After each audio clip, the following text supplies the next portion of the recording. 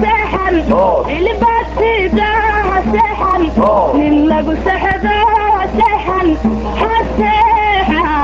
xaflad si heersar ah loo soo agaasimay oo loogu hambalyeynayay xilka cusub ee loo magacaabay mudane maxamed yuusuf xaaji oo ah wasiirka gaashaandhigga ee dowladda dalka Kenya haatanna loo magacaabay wasiirka arrimaha gudaha iyo amniga qaranka ee dalka Kenya ka gadaal markii wareegto ka soo baxday xafiiska madaxweynaha dalka Kenya xilkaasi loogu magacaabay ayaa lagu qabtay magaalada Johannesburg ee dalkani Koonfur Afrika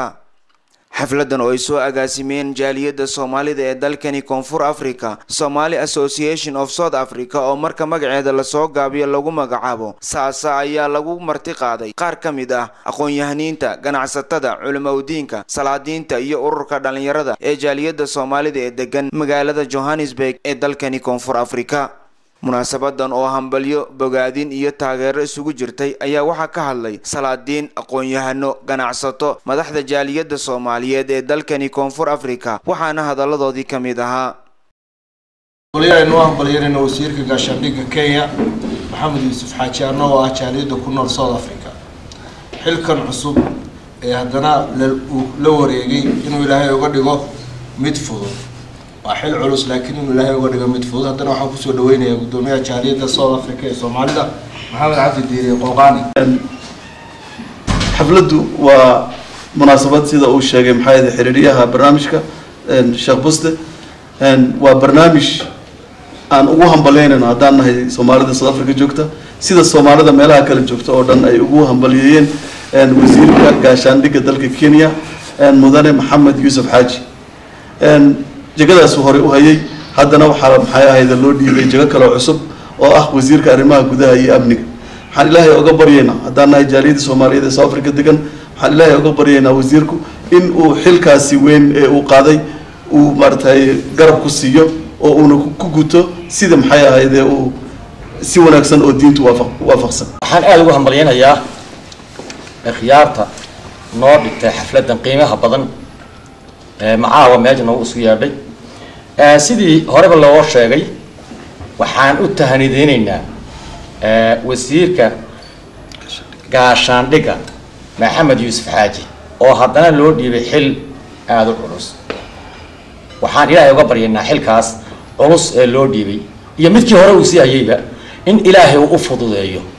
إذن وحان قرادر داروينا سعد دارد إيا السنان عينه أمامه دالكيسية دالكيسابة هدام الله أميني إلهينا وحنا قبرينا إن أو حلك على بعض حل العرس اللودي بي إلهي أوفو ذي أو إلهي قبقك أو تيسيري. فلدا إنه عوان حس أي أطهي رام بإنا قدرنا دمبال وزير كعشان ديك محمد يوسف حاجي سيدا أتكور قبطان أنا أنت عنك كعقارنا من دوان سوى النولان ترني جانا كم عصرنا وقت دولة كوريسي إنتاين استيد وجوهي هذا هو المساقبتي. وشو هندي اللي تلاقيه مدوين أبناء أمريكا شديد وقرصينة في سوق الصواها معلش بعد جوان خمير أو شغالة مع السجمان تكين يعني أقرر يعني لا كتير وأنا أريها دانس كسوقات وقتك مو هو غني نك وشغالة لودي بلا مركب معلش بعد وهنقول لنا شغالة إنه حل كده قلتو ده أنا كنا بعض عنها ولا شقينا. السلام يا دمان أمة الصوماليات كل دقن الدنينها قرهم عن سلام يا همبلي يبغادين قارو سوتشيدين يا guusha u soo hayatay ummadda Soomaaliyeed ee ku dhaqan arigan Kenya gaar ahaan gobolka North East ee dalka Kenya guushaas u soo hoyay halyeega Soomaaliyeed ee magaciisa la yiraahdo Maxamed Yuusuf Xaaji oo ah wasiirka gaashaandhigga ee dalka Kenya haddana loo magacaabay xil cusub oo ah wasiirka amniga iyo arrimaha gudaha ee dalka Kenya ayaanu xafladan u qabanay in aan ku maamusno una hambalyeeyno anagoo ah jaaliyada Soomaaliyeed ee ku dhaqan arigan South Africa anigoo ah Axmed Shukri Maxamed waxaan mar labaad u hambalyeynayaa wasiirka gaashaandhigga ee Kenya xilka labaad ee loogu daray ah wasiirka arrimaha gudaha waxaan leeyahay Maxamed Xaaji Yuusuf allaha kaaga dhigo xilkaad qaaday mid fudud si kastaba ha ahaatee jawiga xafladani loogu hambalyeynayay xilka cusub ee loo magacaabay mudane Maxamed Yuusuf Xaaji inuu sii hayo jagada wasiirka arrimaha gudaha iyo amniga qaranka ee dowladda dalka Kenya ayaa ku soo idlaatay jawi heer sare ah cabdinaasir soomane telefishinka caalamiga ah Universal TV Johannesburg.